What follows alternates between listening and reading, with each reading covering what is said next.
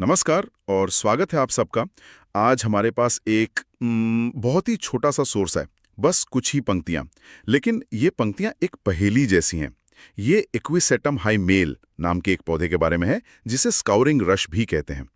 सोचिए, एक मरीज है जो कहता है कि उसे राहत चाहिए, पर राहत उसे मिल ही नहीं रही। वो जो भी कर रहा है, समस्या जस की तस है। आज का हमारा सोर्स एक ऐसे ही एक विरोधाभास की कहानी कहता है। ये एक बेहतरीन शुरुआत है, क्योंकि ये सोर्स सच में किसी जासूसी कहानी जैसा है। और किसी भी अच्छी जासूसी कहानी में सबसे जरूरी क्या होता है? पैटर्न को पहचानना।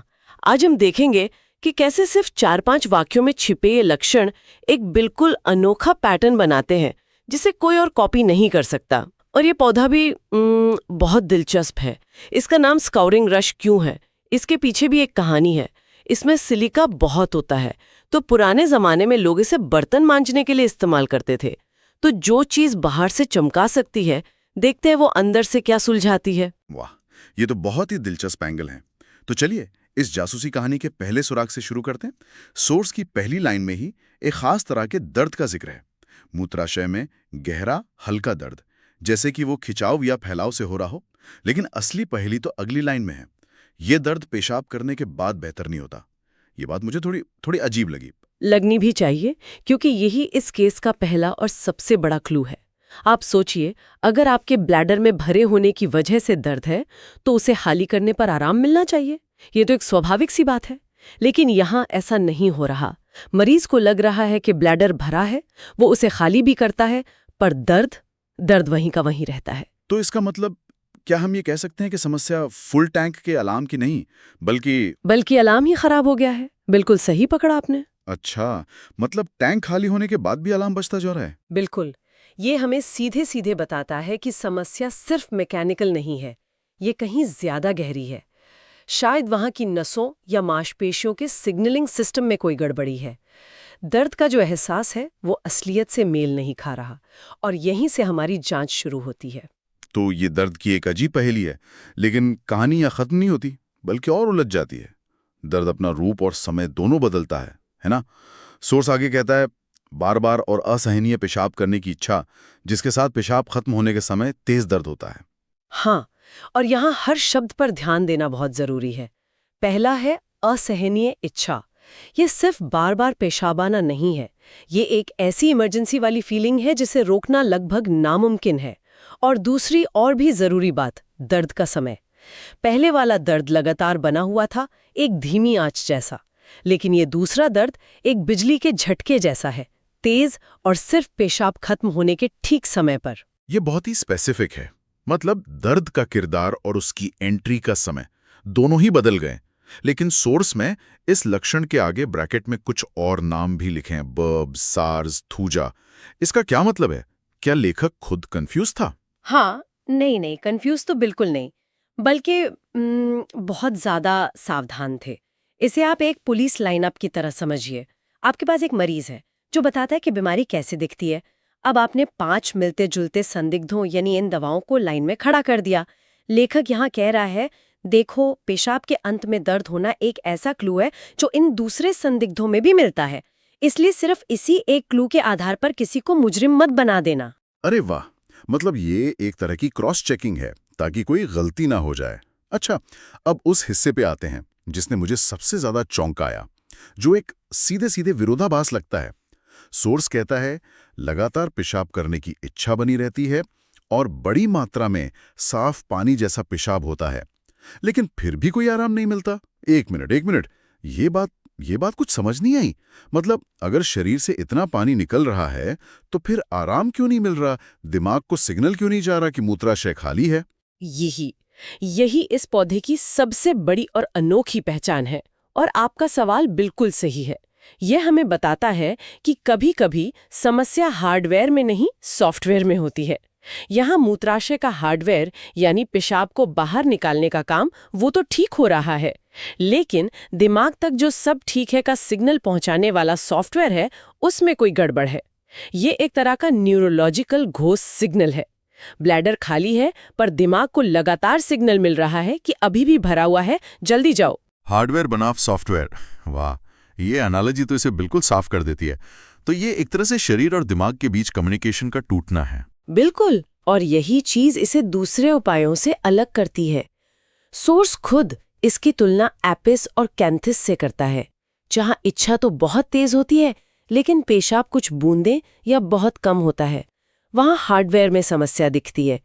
लेकिन इक्विसिटम के मामले में हार्डवेयर काम कर रहा है, पेशाब की मात्रा भी ज्यादा है, फिर भी सॉफ्टवेयर कह रहा है आराम नहीं मिला। ये विरोधाभास इतना अनोखा है कि ये एक अनुभवी चिकित्सक को सीधे सही दिशा में ले जाता है। ठीक है, तो अब तक हमारे पास 3 बड़े सुराग हैं।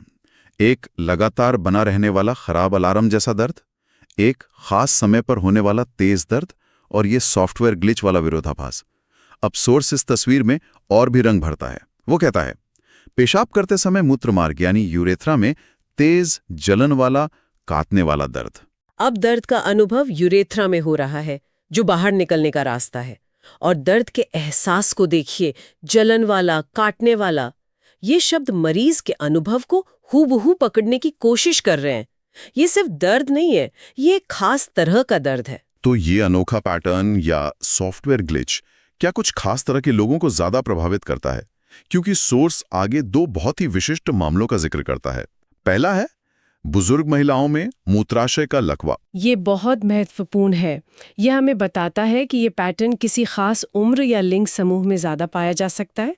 बुजुर्ग महिलाओं में मूत्राशय का लकवा का सीधा मतलब है कि उम्र के साथ ब्लैडर की मांसपेशियां इतनी कमजोर हो गई हैं कि वो पेशाब को पूरी तरह से बाहर नहीं निकाल पा रही हैं, या उन्हें पेशाब करने की सही इच्छा ही महसूस नहीं हो रही।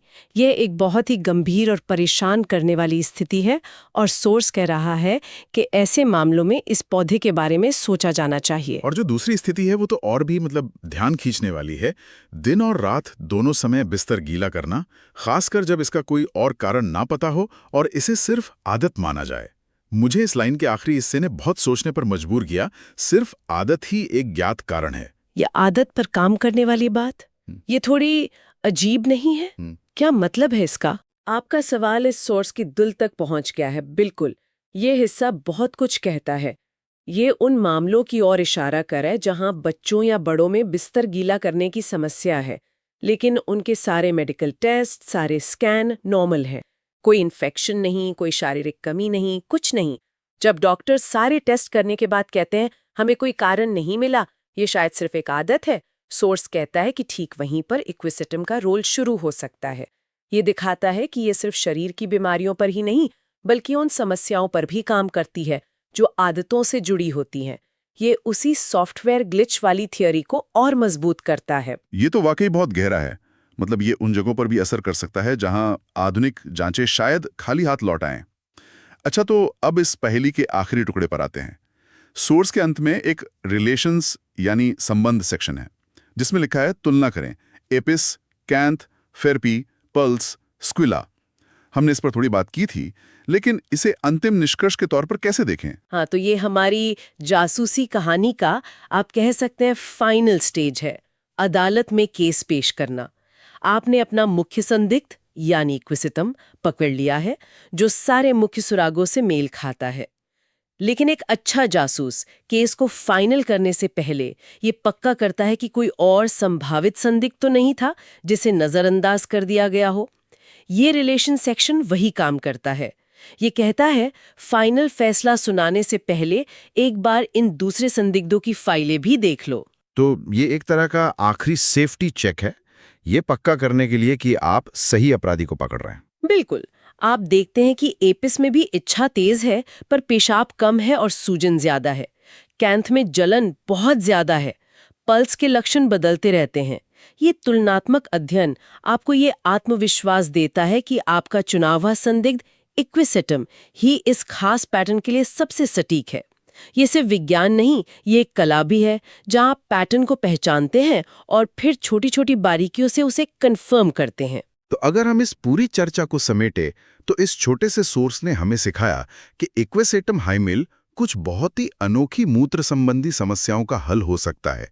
इसका पैटर्न है लगातार बना रहने वाला दर्द जो मूत्राशय खाली करने पर भी नहीं जाता, पेशाब के अंत में होने वाला तेज दर्द, और सबसे बड़ा विरोधाभास ज्यादा मात्रा में पेशाब होने के बावजूद राहत का न मिलना, जो एक तरह का सॉफ्टवेयर ग्लिच है। और साथ ही ये कुछ खास लोगों के लिए ज्यादा उपयोगी हो सकता है, जैसे बुजुर्ग महिलाएं जिनकी ब्लैडर की मांसपेशियां कमजोर हो गई हैं, या वो बच्चे और बड़े जिन्हें बिस्तर गीला करने की आदत है और उसका कोई शारीरिक कारण नहीं मिल रहा है। ये हमें सिखाता है कि सिर्फ एक लक्षण को नहीं, बल्कि लक्षणों के पूरे अनूठे पैटर्न को देखना कितना जरूरी है। बिल्कुल, ये एक छोटी सी केस स्टडी की तरह था जिसने हमें एक पौधे की गहराई से पहचान कराई। सही कहा। और जानते हैं, ये पूरी बातचीत मुझे एक बड़े सवाल की ओर ले जाती है। जब मैंने पहली बार ये पुराने ग्रंथ पढ़ना शुरू किया था, तो मैं भी सोचती थी कि लक्षणों का इतना काव्यात्मक वर्णन क्यों है, काटने वाला दर्द, खिंचाव जैसा एहसास। लेकिन फिर समझ आया कि जिस जमाने में हमारे पास अल्ट्रासाउंड या लैब टेस्ट की तकनीक नहीं थी, उस जमाने में मरीज का अनुभव, उसकी कही हुई हर बात और डॉक्टर की सुनने की कला ही सबसे बड़ी तकनीक थी। ये एक बहुत जरूरी बात है। उस समय मरीज की कहानी ही सबसे बड़ा डेटा था। और देखिए, यही वो एक सवाल है जो मैं सोचती हूँ कि हमें सोचना चाहिए। आज के इस तकनीक केंद्रित दुनिया में हम रिपोर्ट और नंबरों पर बहुत निर्भर हो गए हैं।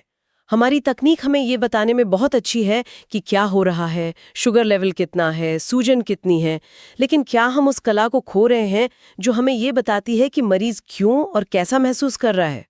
मशीनें हमें शरीर का डेटा दे सकती हैं, लेकिन इंसान के अनुभव की कहानी तो उसे ध्यान से सुनकर ही समझी जा सकती है। हमें सोचना होगा कि क्या बेहतरीन इलाज इन दोनों के संतुलन में ही नहीं छिपा है।